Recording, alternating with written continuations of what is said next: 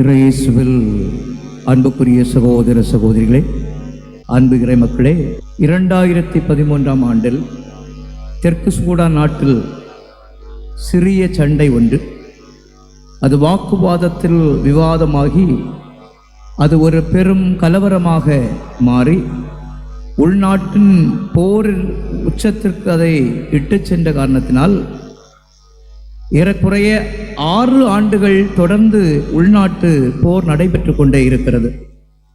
2018ஆம் ஆண்டில் ஒரு அமைதி ஒப்பந்தம் கையெழுத்தாகிறது. ஆனாலும் ஒரு பயனும் ஏற்படவில்லை, அமைதி திரும்பவில்லை. ஆகவே நம்முடைய திரு அவையினுடைய தந்தையாக தகப்பனாக இருக்கின்ற முன்னாள் நம் நினைவில் வாழுகின்ற காலம் சென்ற திருத்தந்தை பிரான்சிஸ் அவர்கள் தெற்கு சூடான் நாட்டில் இருக்கின்ற தலைவர்கள், மத போதகர்கள் இவர்களை எல்லாம் ஒரு நாள் தியானத்திற்காக வத்திக்கான் மாநகருக்கு அழைக்கின்றார். அவர்களில் மிக முக்கியமானவர்கள் தெற்கு சூடான் நாட்டினுடைய ஜனாதிபதியாக இருந்தவர் சல்வா கீர், எதிர்க்கட்சி தலைவராக இருந்தவர் ரீக் மாஸ்டர், பிற அரசியல் தலைவர்கள், மத தலைவர்கள் எல்லோரும் இந்த தியானத்துக்கு வந்திருந்தார்கள். திருத்தந்தை அவர்கள் தலைவர்களை பார்த்து சொன்னார், என் சகோதரர்களே, தயவு செய்து அமைதியாயிருங்கள். நான் உங்களிடம் என் இதயத்தால் கேட்கிறேன். எப்படியாவது உங்கள் பிரச்சனைகளை தீர்த்து கொள்ள முன்வாருங்கள், அமைதியான வழியை தேடுங்கள் என்று சொல்லி உரையாற்றி கொண்டிருந்தவர் திடீரென்று முழந்தாளில் நிற்கிறார். எதிர்க்கட்சி தலைவராக இருக்கின்ற சல்வா கீர் என்ற அந்த மனிதனுடைய அந்த பாதச்சுவடுகளை முத்தம் செய்து, தயவு செய்து தெற்கு சூடான் நாட்டினுடைய மக்களுக்காக நான் உங்கள் பாதம் பணிந்து கேட்கிறேன். உங்கள் மக்களுக்காக உங்கள் ஈகோவை விட்டுக் கொடுங்கள், ஆணவத்தை விட்டுக் கொடுங்கள், தலைக்கணத்தை விட்டுக் கொடுங்கள், கர்வத்தை விட்டுக் கொடுங்கள். உங்களிடம் இந்த கோரிக்கையை நான் இறைவனின் பெயரால் கேட்கிறேன் என்று சொல்லி ஒவ்வொருடைய பாதங்களையும் முத்தம் செய்த அந்த நிகழ்வு அதற்கு அடுத்த நாள் ஏப்ரல் மாதம் 12ஆம் தேதி 2019ஆம் ஆண்டு அனைத்து ஆங்கில பத்திரிகைகளிலும் தலையங்கமாக வெளியானது. எல்லோரும் இந்த செய்தியை ஒருவர் மற்றவரோடு பகிர்ந்து கொண்டார்கள்.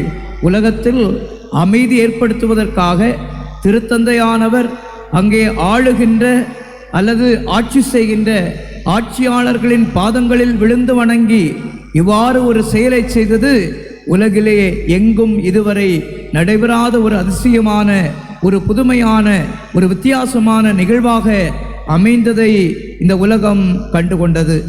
அன்பார்ந்தவர்களே, நம்முடைய திருத்தந்தை பிரான்சிஸ் அவர்கள் அனைவரும் உடன் பிறந்தோரே என்னும் திருத்தூது மடலிலே உலகத்தில் இருக்கின்ற பல பிளவுகளை சுட்டிக்காட்டினார். நிலத்தில் பிளவு ஏற்பட்டால் அது நிலநடுக்கம், கடலில் பிளவு ஏற்பட்டால் அது சுனாமி, ஆகாயத்தில் இருக்கின்ற காற்றில் பிளவு ஏற்பட்டால் அது ஒரு பெரும்புயலாக இருக்கிறது. இதெல்லாம் பெரும் பேசும் பொருளாக உலகத்தில் இருக்கிறது. ஆனால் பேச வேண்டிய ஒரு பொருள் அது பேசப்படாமல் இருக்கிறது. அதுதான் உறவுகளில் பிளவு. உறவுகளில் இருக்கின்ற பிளவுகளை பற்றி யாரும் ஒருபோதும் பேசுவதில்லை. தகப்பனுக்கும் மகனுக்கும் இடையே உள்ள பிளவு, தாய்க்கும் மகளுக்கும் இடையே உள்ள ஒரு பிளவு, மாமியாருக்கும் மருமகளுக்கும் இருக்கக்கூடிய உறவு பிளவு, இவைகளை பற்றி யாரும் பேசுவதில்லை. இவைகளில் இருக்கின்ற அமைதியற்ற நிலையை யாருமே வெளிப்படையாக பேசுவதற்கு முன் வருவதில்லை என்று மிக தெளிவாக சொல்வார். அன்பார்ந்தவர்களே, இன்றைய உலகில் மனிதர்கள் பணத்துக்கு கொடுக்கின்ற அந்த முக்கியத்துவத்தை, பொருள்களுக்கு கொடுக்கின்ற அந்த முக்கியத்துவத்தை உறவுகளுக்கு கொடுப்பதில்லை என்பதுதான் வருத்தம். ஒரு குழந்தை பிறக்கிறது என்று சொன்னால் அந்த குழந்தையை மருத்துவமனையிலிருந்து கொண்டு வந்து நடுவீட்டில் தொட்டில் கட்டி அங்கே வைத்துதான் இந்த குழந்தையை வளர்த்தெடுப்பார்கள். தாயானவள் தன் குழந்தைக்கு எப்போது பசிக்கும் என்று தெரிந்து தானாகவே வந்து தன்னுடைய உதிரத்தை பாலாக்கி அந்த குழந்தையை வாழ்விக்கின்ற உணவாக கொடுப்பாள்.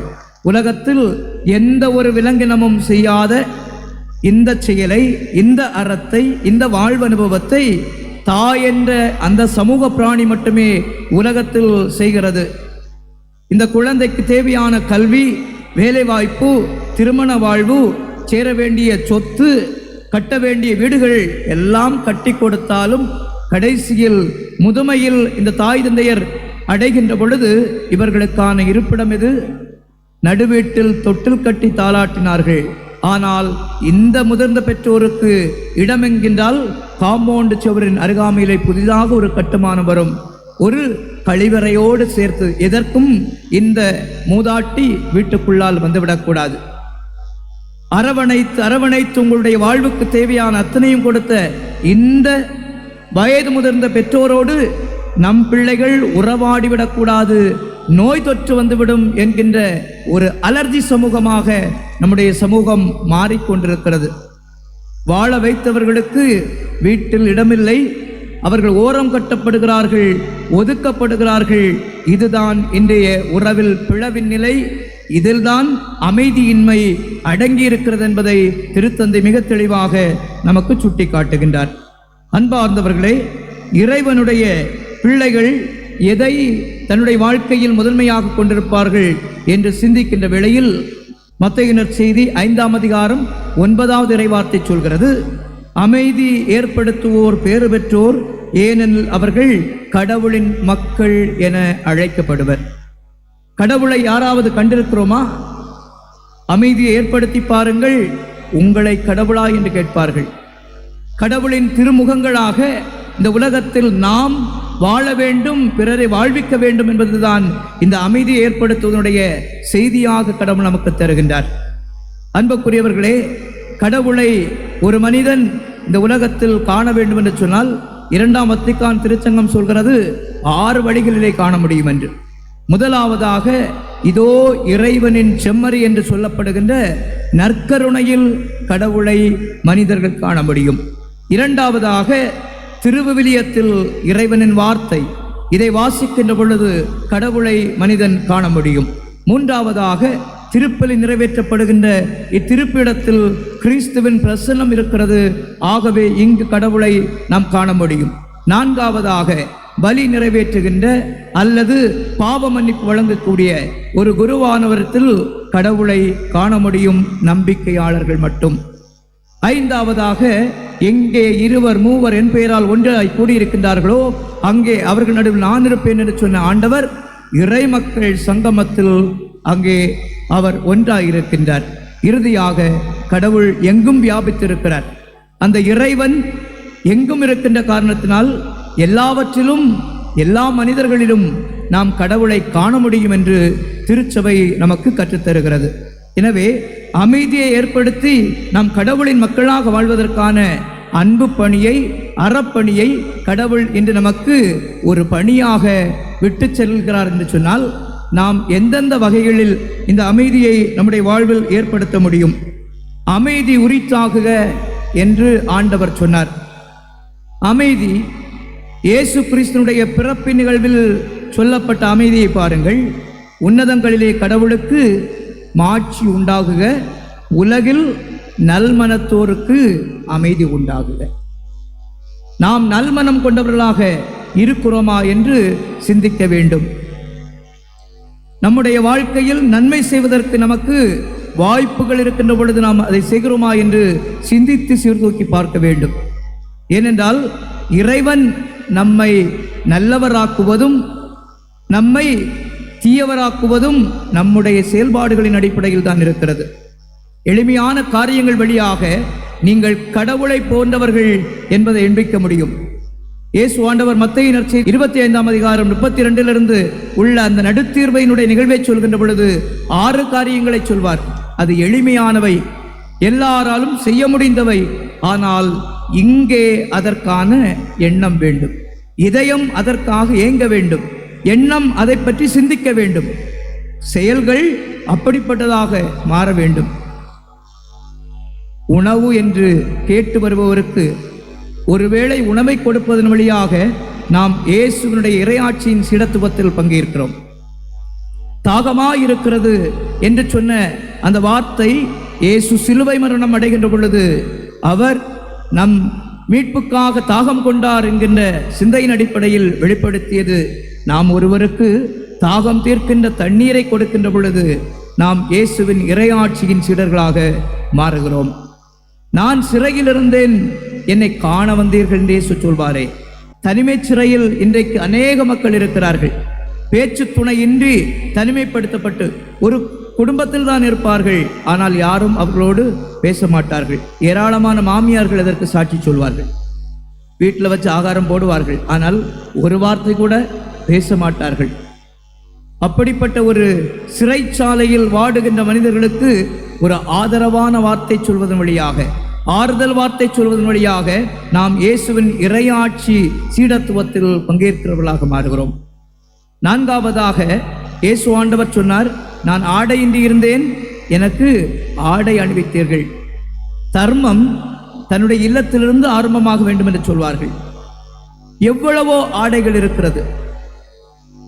வயது முதுமை நேரத்திலும் ஒரு ஆடையை கூட அடுத்தவருக்கு கொடுக்க இயலாத ஒரு வக்கிரம் நம் இதயத்திலே குடிகொண்டிருக்கிறது. நீங்கள் சாகின்ற பொழுது எல்லா சேலைகளையும் எல்லா நைட்டிகளையும் வைத்தா பூத்துவார்கள்? இல்லை, திருமண ஆடையை மட்டுமே உங்களுக்கு உடுத்துவார்கள். ஏனென்றால் நாங்கள் பார்க்கிறோம், அடக்கங்களுக்கு செல்கின்ற பொழுது பார்ப்போம். அடக்க நேரத்தில் சில நேரங்களில் நீங்கள் காண்பிக்கின்ற கூத்துகள் இருக்கிறது. 3 நாளைக்கு முன்பாகவே அந்த பெட்டியில் அவர்களை ஐஸ் பெட்டியில் வைத்திருப்பார்கள். 3 நாள் அழாத ஒரு அழுகை எப்பொழுது வரும் என்றால், அன்பு அருள் பணியாளர் தேடி வருகிற, நான் வந்துட்டான் எங்கள் அம்மாவை கொண்டு போகிறதுக்கு. சும்மா இருந்த சாமியாரை மேடைக்கு தேடி வந்து கூட்டிட்டு போறது நீங்க. அதுவரைக்கும் அழாத அழுகையை ஏன் அந்த நேரத்தில் அழுது வெளிப்படுத்த வேண்டும்? உங்கள் அழுகையை விட அருள்பணியாளர் ஜெபிப்பது முக்கியமானதல்லவா? அழுவதற்கு ஒரு நேரம் இருக்கிறது, ஜெபிப்பதற்கு ஒரு நேரம் இருக்கிறது. எனவே நாம் துக்கத்தில் இருந்தாலும், துயரம் நம் உள்ளத்தை ஆட்கொண்டிருந்தாலும் செய்ய வேண்டியது தானே செய்யணும். எனவே இந்த ஆடை இல்லாமல் இருக்கின்றவர்களுக்கு நம்மால் இயன்ற ஒரு அறச்செயலை செய்வதன் வழியாக இயேசுவின் சீடத்துவத்தில், இறையாட்சியின் சீடத்துவத்தில் நாம் பங்காளிகளாக மாறுகிறோம். அந்நியனாக உறவுகளற்று இருக்கின்ற ஒரு மனிதனை சகோதரனாக ஏற்றுக்கொள்கின்ற மனப்பக்குவம் யாருக்கு என்று சொன்னால் இயேசுவின் சீடனுக்கு மட்டுமே இருக்க முடியும். எனவே நாம் அப்படிப்பட்ட உறவற்ற நிலையில் இருக்கின்ற மனிதனுக்கு உறவின் வெளிப்பாட்டை கொடுக்கின்ற பொழுது, உறவின் கையை நாம் நீட்டுகின்ற பொழுது அவர்கள் கடவுளை காண்கிறார்கள் நம்மில் என்பது சாத்தியமாகிறது. இவ்வாறு ஆண்டவர் இயேசு கிறிஸ்து நமக்கு தந்திருக்கக்கூடிய வாழ்வு விழுமியங்கள் வாழ்வதற்கு உகந்த எளிமையான அறச்செயல்களாக இருக்கிறது. இதை நம் முன்னோர்கள் செய்தார்கள். இப்பொழுது நாம் செய்வதற்கு மிக மிக வாய்ப்புகள் குறைந்து கொண்டே இருக்கிறது. ஏனென்றால் எல்லாம் அந்த எலக்ட்ரிக் சூட்கேஸ் செய்கின்ற மாயம். அப்படிதானா? எல்லா வீட்லையும் பிரிட்ஜு அதுதான் காரணம். ஒரு பொருளும் வெளியே போகாது. எவ்வளவு வந்தாலும் அது எங்கே தான் போகும்? நான் கடற்கரை சமூகத்தில் பிறந்தவன். பிரிட்ஜ் எல்லாம் இல்லாத நேரத்தில் வீட்டுக்கு மீன்கள் கொண்டு வருவார்கள். அது அதிகமாக இருந்தால் எங்கள் அம்மாக்கள் என்ன செய்வார்கள்? அதை பகிர்ந்து அண்டை வீட்டாருக்கு கொடுப்பார்கள். யாருடைய வீட்டில் இன்றைக்கு மீன் இல்லையோ அதை அறிந்து அந்த வீட்டுக்கு அந்த மீன்கள் போகும். இன்றைக்கு என்ன ஆகிறது? எங்கள் அம்மாவுக்கு 3 மருமகள்கள், 3 பேரும் 3 பிரிட்ஜு கொண்டு வந்தாங்க. 3 பிரிட்ஜு வரிசையா இருக்கும், தந்தை மகன் தூய ஆவி போல. 3 பிரிட்ஜிலையும் மீன் இருக்கும். பார்த்தீர்களா? நான் எங்கள் வீட்டு கதையை தான் சொல்கிறேன். என்னால் உங்கள் வீட்டு கதையை சொன்னால் என்னால் வெளியே போகின்ற பொழுது நான் கல்லறிபடாமல் போக முடியாது. ஆகவே தான் என் கதையை பேசுகிறேன். உங்கள் வீடுகளிலும் இதே நிலைமைதான். எனவே தயவு கூர்ந்து ஏழைகளுக்கான அந்த பங்களிப்பை ஏழைகளுக்கு கொடுக்கின்ற பொழுதுதான் இந்த உலகம் அமைதியை காணும். 1979ஆம் ஆண்டு அன்னை தெரேசாவுக்கு அமைதிக்கான நோபல் பரிசு. அன்னை தெரேசாவுக்கு எதற்காக நோபல் பரிசு கொடுத்தார்கள்? இந்த உலகம் கண்டுகொள்ளா நிலையில் இருந்த ஏழைகள், அனாதைகள், விதவைகள், ஓரங்கட்டப்பட்டு ஒதுக்கப்பட்டவர்கள், இவர்களுக்காக அன்னை தெரேசா தன்னுடைய பணியை செய்தாள். ஆகவேதான் மனுக்குலத்தில் சமத்துவத்தை ஏற்படுத்துகின்ற, அமைதி நிலைபெறச் செய்கின்ற ஒரு வாழ்வு அனுபவத்தை கொடுத்த அந்த உத்தமிக்கு அந்த நாள் அவர்கள் நோபல் பரிசு வழங்குவதற்கான காரணத்தை பெற்றுக்கொண்டார்கள். எனவே இறைவனோடு சங்கமிக்கின்ற மனிதர்கள் நாம், கிறிஸ்தவர்கள், கத்தோலிக்கர்கள், வெளியே செல்கின்ற பொழுது இந்த இறைவன் தருகின்ற செய்தியை செயலாக்கம் செய்வது என்று சொன்னால் செவிடன் காதில் சங்கு ஊதியதை போல, செத்தவன் கையில் வெத்தலை பாக்கை கொடுத்ததை போல அவன் நாக்கு சிவக்காது, அது கையில் தான் இருக்கும். எனவே கேட்கின்ற செய்தியை, இறைவன் தருகின்ற செய்தியை என் வாழ்க்கையில் ஒன்றையாவது 6 வழிகளில் ஒன்றையாவது நான் கடைபிடிப்பதற்கு கடமைப்பட்டவனாக இருக்கிறேன். அறிவிக்கப்படாவிட்டால் பாவம் உங்களுக்கு இராது. இந்த செய்தி அறிவிக்கப்பட்டது நிமித்தமாக நீங்கள் வாழ்வதற்கு கடமைப்பட்டிருக்கிறீர்கள். வாழத் தவறினால் அது பாவமாக மாறுகிறது.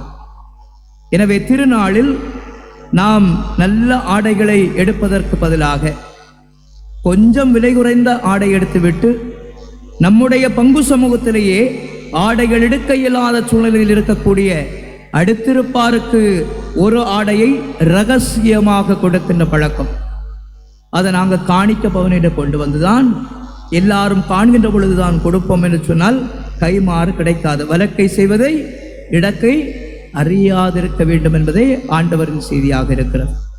எனவே அமைதியை ஏற்படுத்த விரும்பக்கூடியவர்கள், பிளவுகள் இருக்கிறதே, ஏழை பணக்காரன், கீழ் ஜாதி மேல் ஜாதி, உயர்ந்தவன் தாழ்ந்தவன், இந்த எண்ணங்களை, இந்த மண்டையில் நாம் வைத்திருக்கக்கூடிய இந்த சூடான எண்ணங்களை அல்லது சூடான எண்ணெய்களை தயவு செய்து வெளியே ஊற்றி விடுவோம். இந்த எண்ணெய் தான் நம்மை அவ்வப்போது பிரிவினைக்கும் பிணக்குகளுக்கும் இட்டு செல்கின்ற ஒரு தராசு தட்டாக இருக்கிறது. இதோ அதுதான் நீதியானது என்று நினைக்கிறோம்.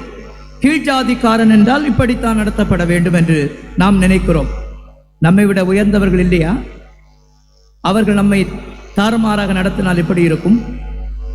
ஆகவே நமக்கு கீழ் ஒரு ஜாதி என்று நாம் வகுத்து வைத்திருக்கிறோமே, அந்த பாகுபாட்டை உடைப்போம்.